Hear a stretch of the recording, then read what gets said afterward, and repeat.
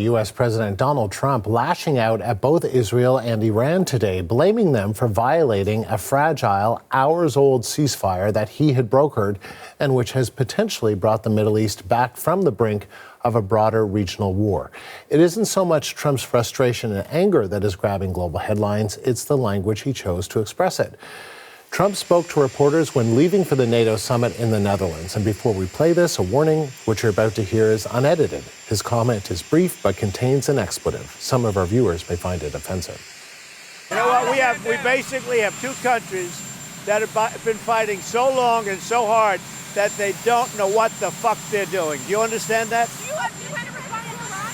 For more on this, I want to bring in Mike Lyons. He's a retired U.S. Army major, and he's joining us from Yonkers, New York. Mike, some strong comments there from the President of the United States. His language softened on the plane ride over to the Netherlands. But what's your sense? Can this ceasefire hold? Well, I mean, the ceasefire is shaky. It was shaky to begin with, the way it was announced on the social media platform X. I was surprised to see it, frankly. I'm not sure how exactly it was negotiated, because we don't talk to the Iranians. The United States does not talk to the Iranians. It was all intermediaries, I guess, in Qatar. The Israelis really don't want to stop right now. They've got the Iranians on the ropes, and I think they clearly want to get a regime change going there. But the president inserted himself into this process. He had it named, he had it marketed, he figured that all out, and then we saw what happened overnight. So I'll be surprised to see if it holds. I think maybe they'll wait for the Iranians or something to violate it, and maybe it'll start again, but we just have to see. That's interesting. So you're quite doubtful. We've heard from the Israelis who say that they will hold to this ceasefire as long as Iran does, but you're skeptical. Yeah, I mean, the Iranians will say anything and do anything right now to get Israel from attacking them. I don't see how the Iranians change their stripes. For 47 years, they're enemies of the United States, enemies of the Israelis. And the fundamental things that Israel's going to want from Iran, they're never going to agree to. They're never going to agree to inspections. They're never going to agree to external forces being inside of Iran. And that's the only way Israel is going to be satisfied that they don't have a nuclear weapons program. They hardly agreed to them back in 2015 for the JCPOA. And so that's why I'm skeptical a deal will ever happen. I just think the Iranians are buying some time right now to try to hang on and survive. And when you say hang on and survive, what do you mean just in terms of their nuclear capabilities? Do you think they have been diminished significantly? Donald Trump says obliterated.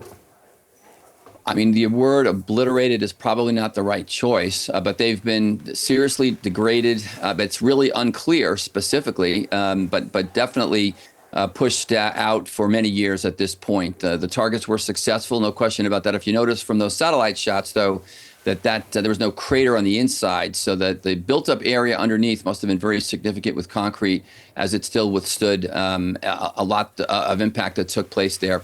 But it's definitely been, degraded to the point where likely can't do anything for many years. It's been set back from that perspective. But from Donald Trump and the United States and Israel's perspective, it's zero. They don't want them to have any capability at all. Then what do you make of the U.S. president's frustration seemingly at both sides, saying both sides don't know what the F they're doing?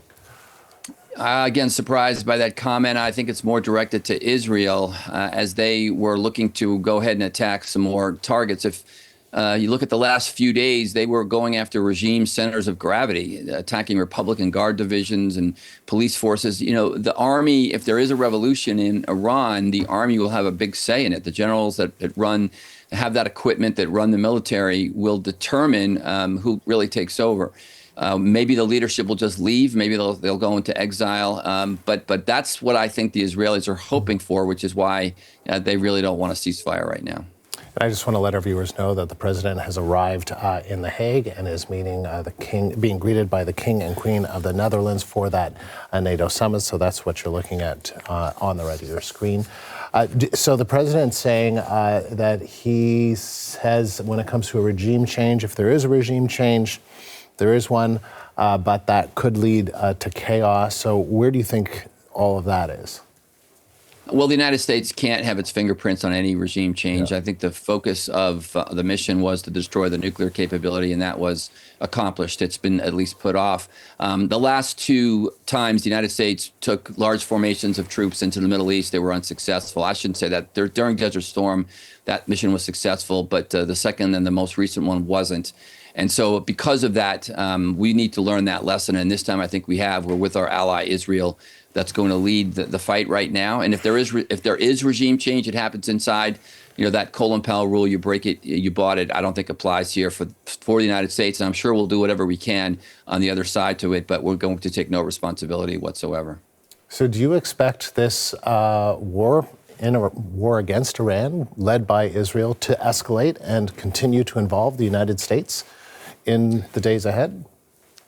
I think the ceasefire will hold for a while until one side decides that they want to go after the other, and then I think we're back up the escalation ladder again. I don't see the United States entering back in unless there's intel or some kind of proof that the nuclear weapons program is still continuing or is viable. I think that's the only targets that the United States will go after. But I do believe that Israel will do what it can to try to exert a regime change in Iran and go after some center of gravity targets there. Mike, good of you to take the time. Thank you. Mike Lyons is a retired U.S. Army major.